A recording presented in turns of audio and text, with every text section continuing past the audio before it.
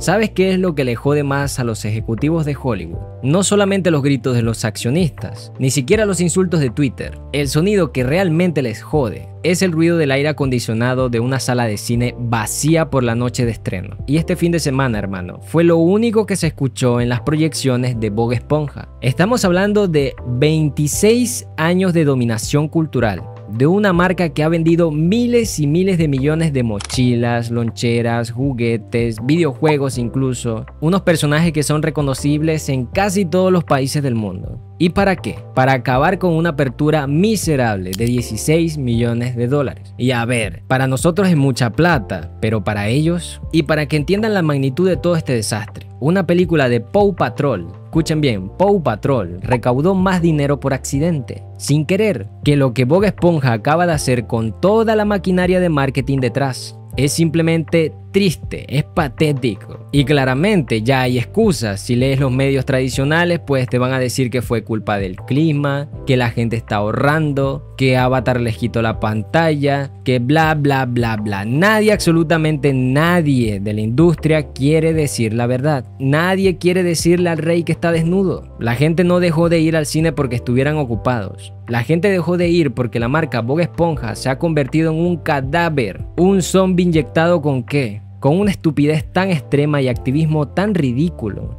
que ha vuelto la serie insultante hasta para niños de 5 años. En este caso no estrenaron una película, hermano. Probablemente entregaron una urna. Y esa urna la construyeron, la decoraron y la firmaron ellos mismos cuando la ideología comenzó a importar más que la comedia. Ahora, para entender por qué la familia pues le dio la espalda en este caso a Bob Esponja, no miremos la taquilla de ayer. Hay que hacer un viajecito. Durante 2 décadas, Stephen Hillenburg, que fue el creador de la serie, que era un biólogo obsesionado con el tema del océano y tal, tuvo una regla de oro. Una sola: Bob Esponja era una puta esponja. No es gay, no es hetero, no le interesaba a nadie. ¿Por qué? Porque era una maldita esponja. Esa inocencia pues era el escudo. Por eso funcionaba para todo el mundo. Podía hacer lo que sea. ¿Por qué? Porque era terreno neutral. Pero Hillenburg murió en 2018. Y fíjense cómo son las cosas aquí. Apenas su cuerpo se enfrió, Nickelodeon vio la oportunidad de oro. Dijeron, mira, puntos sociales fáciles. Y en este caso lanzaron este tweet. Pusieron a Bob Esponja bañado en la bandera del orgullo, pues celebrándolo como un aliado o incluso como un miembro. Internet claramente hizo lo suyo. Los medios progresistas decían,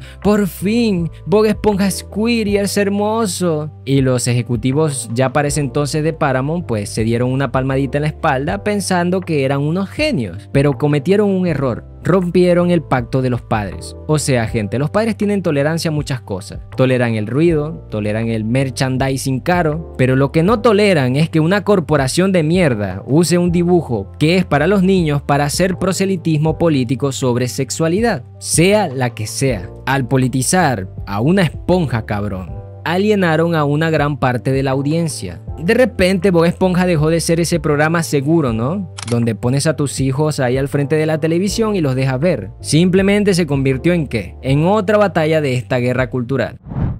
Y cuando tú conviertes el entretenimiento en política, la audiencia masiva, hermano, se fuma.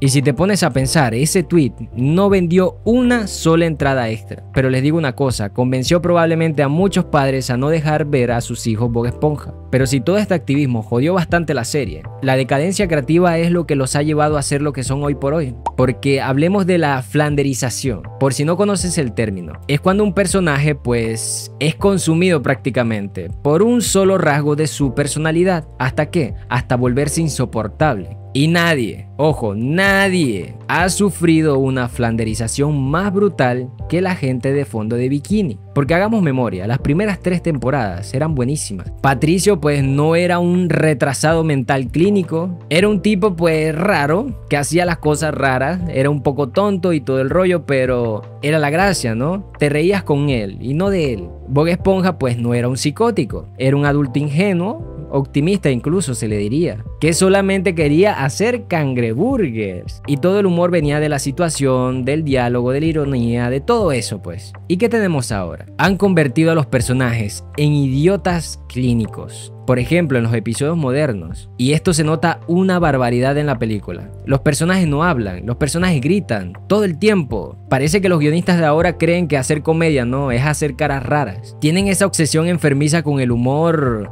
grotesco, ¿no? Las venas, la cara. Es como Ren y Stimpy, pero peor. Tratan a los niños como si fueran idiotas con déficit de atención. Que ojo, sí hay muchos niños así, pero hermano, es simplemente insultante. Y también pasamos de tener episodios como Bandas de Tontos, que es una obra maestra narrativa de 11 minutos.